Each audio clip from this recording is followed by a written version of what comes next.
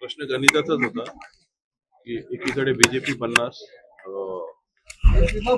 शिंदेची शिवसेना 53 होती आणि कुठेतरी इतके दिवस तो खेळ चालू होता केडीएमसी आकडे मोड पळवा कुठेतरी ह्या परिस्थिती आम्हाला थांबताना दिसत नव्हतं. भविष्यात ज्या काही निवडणुका असतात, समित्यांच्या असतात, कमिट्यांच्या असतात, अशा वेळेस पण काही गोंधळ होण्याची शक्यता आम्हाला दिसत होती.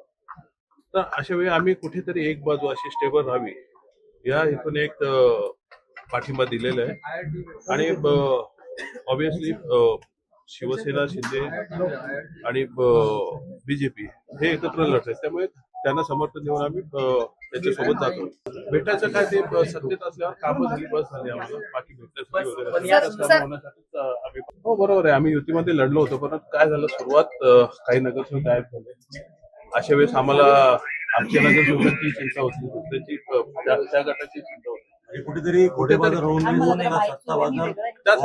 त्यासाठीच आम्ही निर्णय घेतलेला आहे. केडीएमसीची पूर्ण जी जनता आहे ती बोर झाली या प्रकारात सगळ्यांना, की इतके दिवस जे राजकारण चालू आहे तसं तिथे काय होण्याची शक्यता होती आणि या अशा गोष्टी होऊ नयेत यासाठी आम्ही घेतलेले निर्णय. हा कुठल्याही स्वतःच्या स्वार्थासाठी घेतलेला निर्णय नाही. आम्ही ठामपणे समोर आलेले.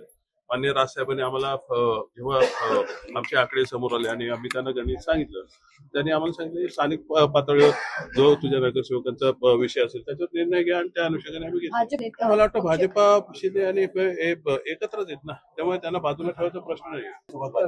मी भाजपचा प्रवक्ता नाहीये, त्यामुळे त्यांना विचार. तुम्हाला आणि माझ्या केडीएमसीच्या जनतेलाही मला प्रश्न विचारायचे की 5 लोकांमध्ये आम्ही जनतेला न्याय देऊ शकलो असतो का बाहेर राहून?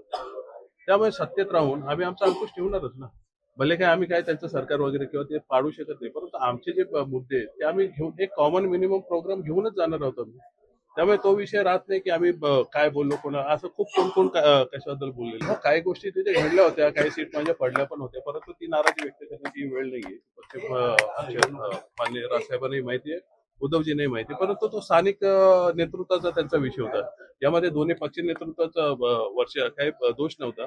त्यामुळे अशा गोष्टी घडत असतात, झाले असते, परंतु नाही झाले. आता जी परिस्थिती ते घेऊन जायचं, जर त्याला जाण्यात काय पॉईंट नाहीये. आम्ही एक चांगला मुद्दा घेऊन इथे चाललोय की आम्हाला या राजकारणाला कुठेतरी एक ठराव द्यायचा होता, हे स्टेबल करायचं होतं. ते आता या मला लोकल तुमचा निर्णय तुम्ही घेऊ शकता ही मुभा दिली होती. मला पक्ष म्हणून याचा काही संबंध नाही. जो निर्णय आहे तो स्थानिक नेतृत्वाला घ्यायचा अधिकार सामान्य राजकारणाने घेतलेला.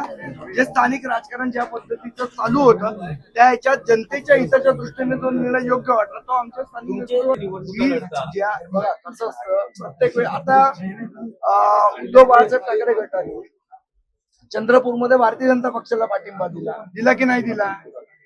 तो त्यांनी त्यांच्या स्थानिक विषयाप्रमाणे तो निर्णय केला ना, तसा आम्ही आमच्या स्थानिक विषयाप्रमाणे चंद्रपूरमध्ये आमचे पण उमेदवार लढले. मुळात असं आहे बघा, आम्ही सगळ्यांचीच लढलो ना कल्याण डोंबिवलीला. आमच्या विरुद्ध 8 उमेदवार यांचे पण होते, उद्धव बाळासाहेब ठाकरेंच्या शिवसेनेचे पण होते. आम्ही शिंदेच्या शिवसेनेबरोबर पण लढलो, आम्ही भारतीय जनता पक्षाबरोबर लढलो, सगळ्यांबरोबर लढलो.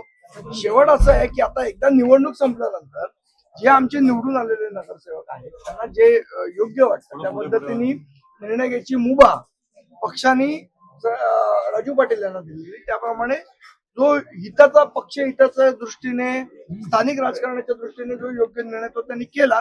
याच्यामध्ये पक्ष म्हणून काही भूमिका नाही, स्थानिक जे राजकारण आहे त्या अनुषंगाने घेतलं. आपल्या परिसरातील बातम्या आमच्यापर्यंत पोहोचवण्यासाठी स्क्रीनवर दिलेल्या क्रमांकावर संपर्क साधू शकता. दूरध्वनी क्रमांक 8652414343.